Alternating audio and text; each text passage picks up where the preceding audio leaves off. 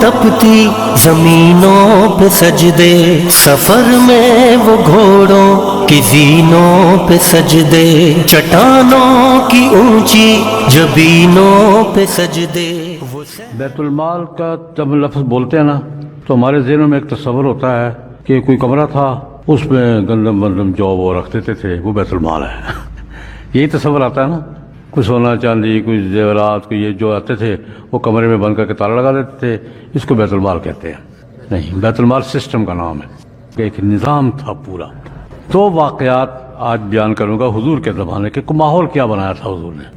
یہ ماحول بن گیا تھا، کسی کو کسی چیز کی ضرورت ہے اور میسر نہیں ہے، سیدھا حضور کے پاس آتا تھا، مل جاتی تھی۔ کسی کو غلے کی ضرورت ہے، کسی کو سواری کی ضرورت ہے، کسی کو کسی چیز کی ضرورت ہے، جو چیز ضرورت ہے مل نہیں رہی، سکت نہیں ہے، ہمت نہیں ہے، تو وہ چیز کہاں سے ملتی تھی؟ حضور کے پاس آتے تھے، مل جاتی تھی۔ ایک واقعہ تو وہ لطیفہ بھی ہے، واقعہ بھی ہے۔ حضور تشریف فرما ہے، ایک آدمی آیا، مسافر تھا۔ یا رسول اللہ، میں مسافر ہوں، فلاں جگہ سے آ رہا تھا، فلاں جگہ جا رہا ہوں، اونٹ مر گیا ہے، سواری میری مر گئی ہے، آگے گھر جا لگی سواری نہیں ہے، ایک سواری دے دیں۔ اس زمانے میں سب سے قیمتی چیز اونٹ ہوا کرتی تھی۔ حضور خوش طبعی کے موڈ میں بیٹھے تھے، اچھا ٹھیک ہے بیٹھو، میں تمہیں ابھی اونٹنی کا بچہ دوں گا۔ وہ پریشان ہو گیا، مجھے سواری کے لیے اونٹ چاہیے، بچہ دے رہے ہیں مجھے، میں کیا کروں گا؟ میں اس پہ سوار ہوگا کہ وہ مجھ پہ سوار ہوگا؟ بیٹھ تو گیا بیچارہ۔ حضور خوش طبعی کے موڈ میں تھے، اور میں کہا کرتا ہوں حضور خشک مزاج بزرگ نہیں تھے، بڑے خوش طبع بزرگ تھے، ہلکی پھلکی دل لگی کیا بھی کرتے تھے، سہتے بھی تھے۔ تھوڑی دیر کے بعد نبی کریم صلی اللہ علیہ وسلم نے بیت المال سے اونٹ منگوایا، اس کی مہار اس کو پکڑائی، فرمایا یہ بھی کسی اونٹنی کا بچہ ہی ہے۔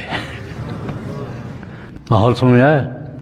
حضرت ابو موسیٰ اشعری رضی اللہ تعالیٰ عنہ اپنا واقعہ بیان کرتے ہیں، کہتے ہیں کہ ہم نے گھر والوں نے، کوئی برادری کے کوئی لوگوں نے کسی سفر پہ جانا تھا، کچھ 4-5 سواریاں چاہیے تھیں، ایک نہیں 4-5 اونٹ چاہیے تھے۔ مشورہ ہوا کہ جا کر درخواست کرتے، یا رسول اللہ اونٹ چاہیے 3-4، میری ڈیوٹی لگی، جاؤ جا کر سوال کرو۔ ابو موسیٰ کہتے ہیں میں گیا، میں نے اندازہ نہیں کیا بھی جا کے کسی مجلس میں بات کرتے ہوئے پہلے مجلس کا ماحول دیکھنا چاہیے، کہیں کوئی غصے تو نہیں بیٹھے ہوئے، ناراض تو نہیں بیٹھے ہوئے، کوئی اندر پہلے کوئی مسئلہ تو نہیں کھڑا ہوا۔ میں نے ماحول، حضور کسی وجہ سے ناراض بیٹھے ہوئے تھے، کوئی وجہ تھی۔ میں نے جاتے، یا رسول اللہ 4-5 اونٹ چاہیے، ہمیں نہیں ہے، لے سکیں گے۔ یا رسول اللہ ہم نے سفر پہ جانا ہے، بھائی نہیں ہے، نہیں دوں گا۔ اب میں اصرار کر رہا ہوں، حضور کا غصہ بڑھ رہا۔ میں نے تیسرا سوال کیا، واللہ لا احملکم شیئا، خدا کی قسم کوئی سواری نہیں دوں گا تمہیں، جاؤ۔ ابو موسیٰ کہتے میں منہ لٹکائے واپس۔ گھر والوں کو یار یہ ہو گیا ہے، حضور نے کہا نہیں ہے، پھر کیا نہیں دوں گا، پھر قسم اٹھا لی، خدا کی قسم نہیں دوں گا، اب کیا کریں؟ میں کہتے بھی رپورٹ دے رہا ہوں اپنے خاندان والوں کو، پیچھے کسی نے کہا عبداللہ، ان کا نام عبداللہ تھا، عبداللہ حضور بلا رہے ہیں۔ میں گیا واپس، 2 جوڑیاں اونٹوں کی کھڑی تھی، 4 اونٹ۔ حضور نے کہا یہ لے لو۔ اچھا کہتے دوسری، خود کہہ رہے ہیں دوسری غلطی مجھ سے یہ ہوئی، میں نے اونٹ پکڑے چل پڑا، مل گئے، شکر ہے۔ راستے میں جاتے ہوئے کسی نے مجھے کہا یا مجھے خود احساس ہوا، ابو موسیٰ یہ کیا کیا تم نے؟ حضور نے کہا تھا نہیں ہے، پھر قسم اٹھائی تھی نہیں دوں گا، قسم کا پوچھا حضور سے، اونٹ لے کے چل پڑے۔ مجھے احساس ہوا یار میں دوسری ڈبل غلطی کر لی ہے میں واپس۔ یا رسول اللہ آپ نے فرمایا تھا میرے پاس نہیں ہے، فرمایا نہیں تھے، یہ میں نے قیس کے باڑے سے منگوائے، قیس ابن سعد ابن عبادہ۔ مدینہ منورہ میں سب سے بڑا باڑا اونٹوں کا سعد ابن عبادہ، سردار بھی بڑے تھے، بنو خزرج کے سردار تھے، ان کا بڑا اونٹوں کا بہت بڑا باڑا تھا۔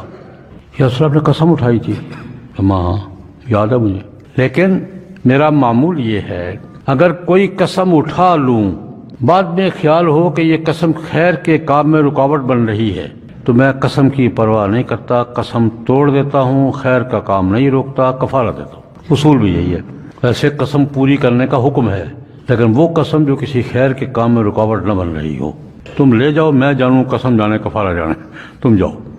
یہ 2 واقعات عرض کیے ہیں، یہ دونوں بخاری میں ہیں۔ جناب نبی کریم صلی اللہ علیہ وسلم نے یہ فرمایا تھا، من ترک کلن او ضیاء فعلیہ وعلیہ، بوجھ جس کے ذمے ہے پورا نہیں کر سکتا، بے سہارا ضرورت مند ہے کوئی، وہ میرے پاس آئے گا اور میرے ذمے ہوگا۔ تو حضور نے ماحول ایسا پیدا کر دیا تھا کہ جس کی ضرورت ہے وہ آتا تھا اور وہاں سے ضرورت پوری ہو جاتی تھی۔ یہ ویلفیئر اسٹیٹ کا آغاز تھا۔